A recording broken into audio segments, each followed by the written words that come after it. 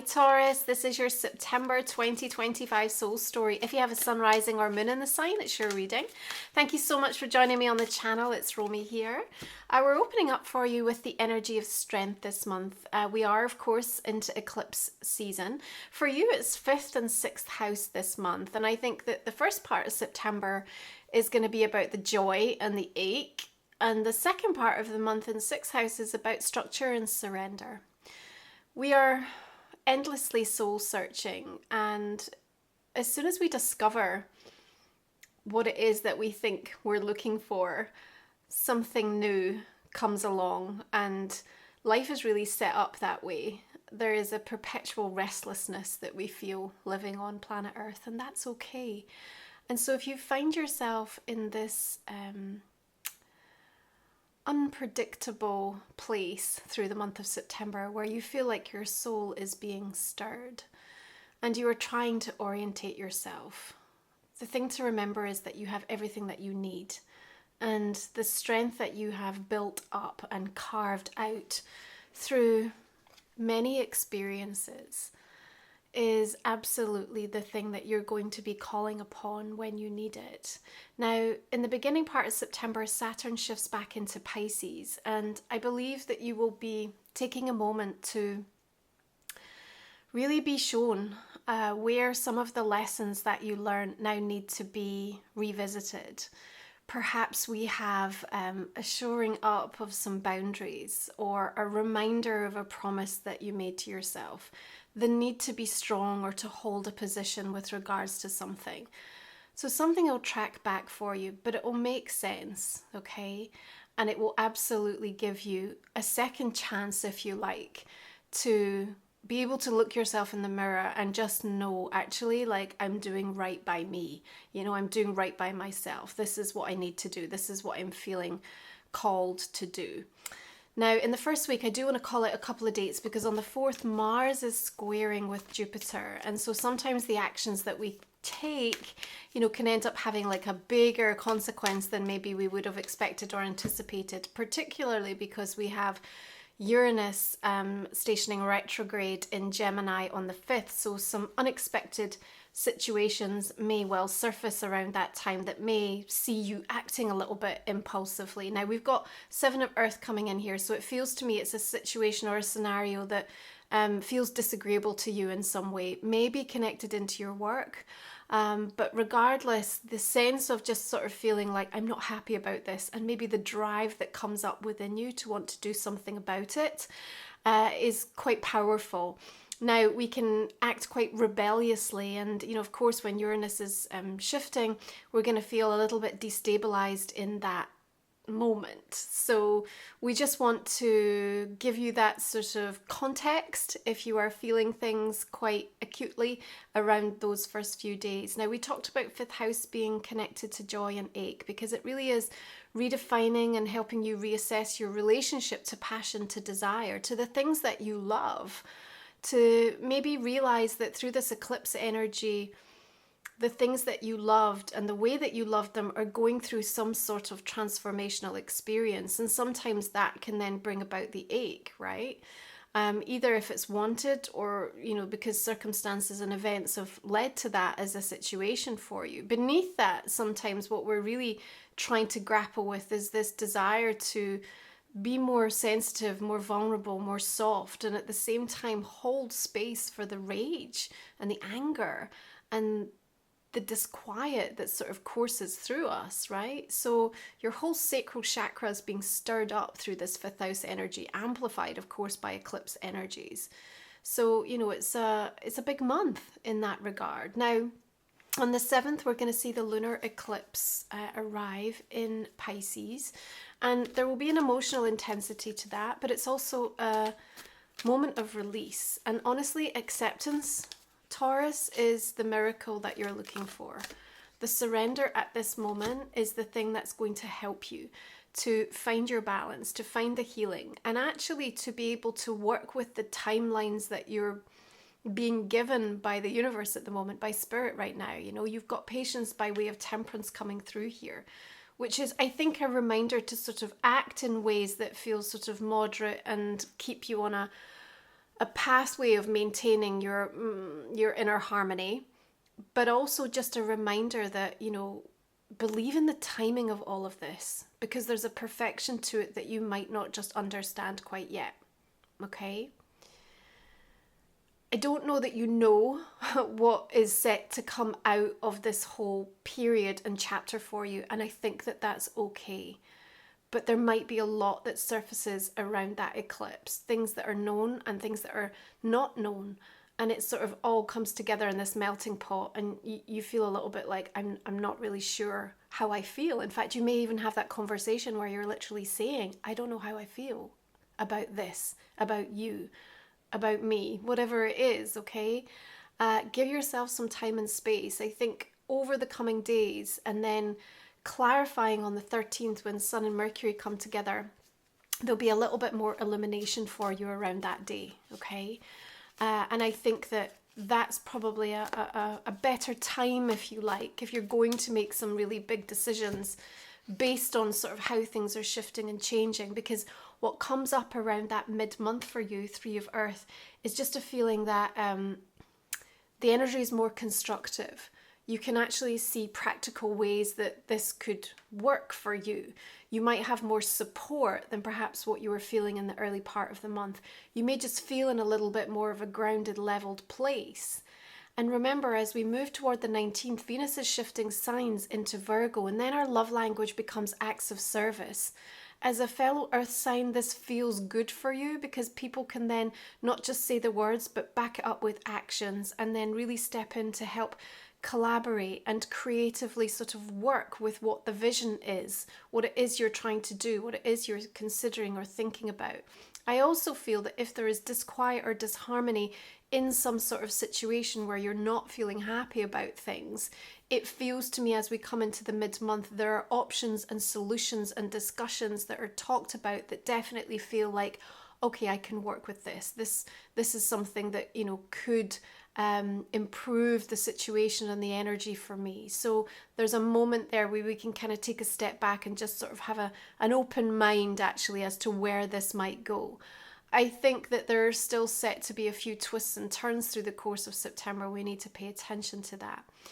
You're going to have some seriously powerful dreams, okay, with that lunar eclipse Pisces, so just keep that in mind. And there'll be this sense of maybe like deep loss that's being felt, and that could have been something that's really connected into past life energy, ancestrally, collective energy, as well as something more up close and personal right now. Maybe even a sensation of sort of being like out at sea, lost at sea, but at the same sense having like a kind of feeling of safety and stillness within you. So pay attention to these dreams, right? They're going to be notable and perhaps even prophetic in terms of what they're showing for you. This is a month where it's also a time to realize that nothing is out of reach. And when I say that, nothing is out of reach for you, I want you to just notice, like in your physical body, how that lands for you, okay?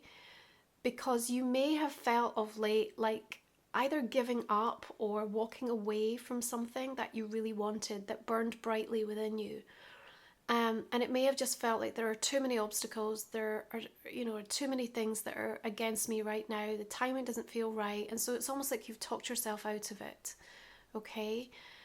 Now, here's the sort of paradoxical nature of what we need to bring in September. At the same time as finding acceptance, because that's the miracle you're looking for, as we said, you also need to believe and know and trust that nothing is out of reach for you. And that Queen of Water puts you in a quiet, sort of meditative cadence to really listen and really hear what your next step is meant to be, or that voice that's going to try to explain why what's about to happen next is actually for your highest and best good, because sometimes it doesn't always feel that way. These trajectory shifts of eclipse energies can come along powerfully and impact us, really in ways that we hadn't anticipated, okay? And even through the course of September, when it feels like you're having a bad day, I want you to remember that that bad day is still just a part of like a really beautiful, extraordinary life that you're living. And there is this deep sense of sort of graciousness and gratitude that I think is important to hold through the course of the next few weeks, Taurus. So there's some beautiful healing energy coming in with both Temperance and the Queen of Water. And it may feel that you are, looking for and drawn to some modalities or people that just have that really quiet, grounding presence in your life, the ones that just enable you to kind of share and to just be, or maybe not share, just allow you to show up as you are, because that Four of Air tells me that there's still like a grief energy that we're dealing with. There's still an emotional experience that's moving through you on a physical level. Again, it may not be something that's directly happened to you of late, but it's still this overriding feeling. It's sort of all pervasive in you, that there is this sense of loss. Now, fifth house energy is reorientating you, okay, towards the things that you are passionate about and how you show up in this life, how desire is woven into the things that are important to you. And when we arrive at the second new moon in Virgo, the solar eclipse, partial solar eclipse on the 21st, at that fated 29 degrees, there is such a clear sign and indication for you of like, okay, there is no more time to waste, really. This has been on my mind or in my world, or, it's been showing up through signs and nudges like over and over and over again. So there's a commitment, I think. Now, it's not really a time for us to be manifesting, but at the same time, I think there's such a stark realization that lands for you at that time that it's almost like it becomes sort of imprinted and like rubber stamped in a way, and it may be just that you sort of make that promise like, okay, I'm going to return to something that needs to come back into my life, or, I need to let this go. Like it's the one thing that's sort of draining and depleting and imbalanced, imbalancing like everything else. So stark realizations landing, but also a real twist of fate and a very unexpected situation that arises. Okay, so pay attention to that. Now, things will be balanced out when we step into Libra energy and the equinox, which arises the next day. So even though there's a lot stirred up on the 21st, it just feels like it's able to be sort of moved around and put into its right order in quite a powerful, quick way in a sense. And then adding to that, we've got Mars shifting into Scorpio. So all of a sudden, like we get the strategy and the desire to probe deeper and be more focused and intentional. And this is where I'm talking about the structure and the surrender then coming through, because what we absolutely need is to start thinking about, okay, what's it going to take? What is it going to take? And that's what I really see you contemplating. What adjustments do I need to make in my day-to-day and the way that I work, the way that I show up, how I run the household, what goes on in my family dynamic or my relationship. And there's some pretty significant sort of options that are going to be considered for you at that time. But at the same token, the need for surrender, because there are some things that have to play out. And I think that there's a realization for you in that regard as well. And maybe that's just the passage of time that's required in relation to that. So if you feel like you're trying to force something, we can make changes and adjustments, but if it's coming from a place of force because you're trying to control or you're trying to run away from a certain feeling or energy or experience, then it's going to feel much more tricky. Okay, so keep that in your mind. Now on the 24th, Mars and Pluto are going to have a bit of a power clash. So, maybe that's a time to step back and go like, where was I trying to push this? Where was I trying to force it? Where was I trying to control some element of this? You'll realize something about yourself, and it will be super important and really informative in and around that time. But this is a month about getting perspective, okay? And one of the things that I'm saying is that, we try so hard to get it right that sometimes we just have to get it done. And there's a realization, I think, that lands for you toward the end of the month in relation to that.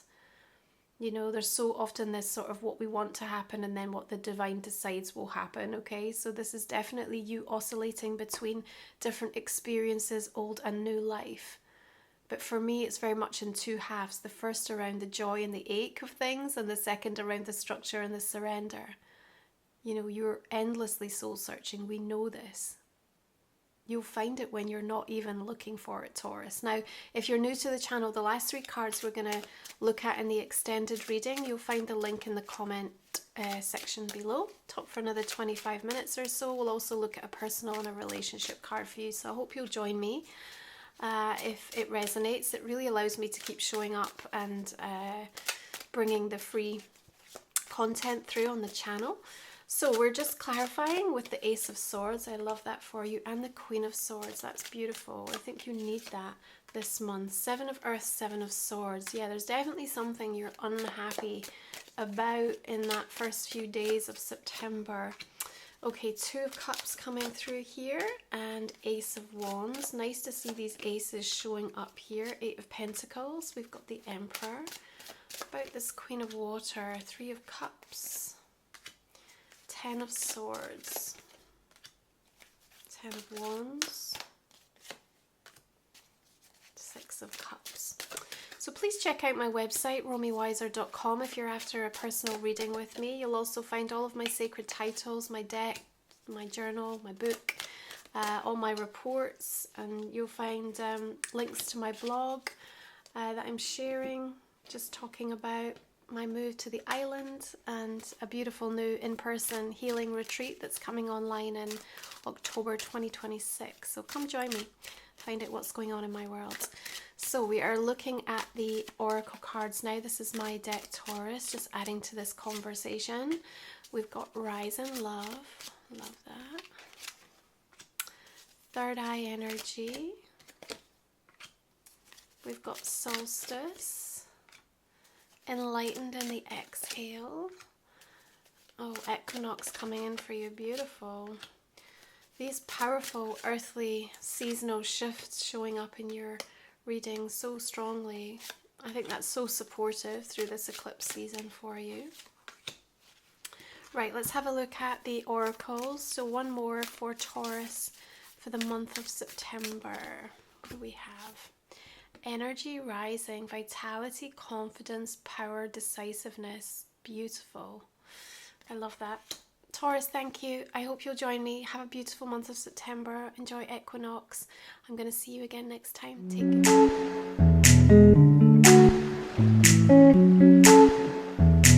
care.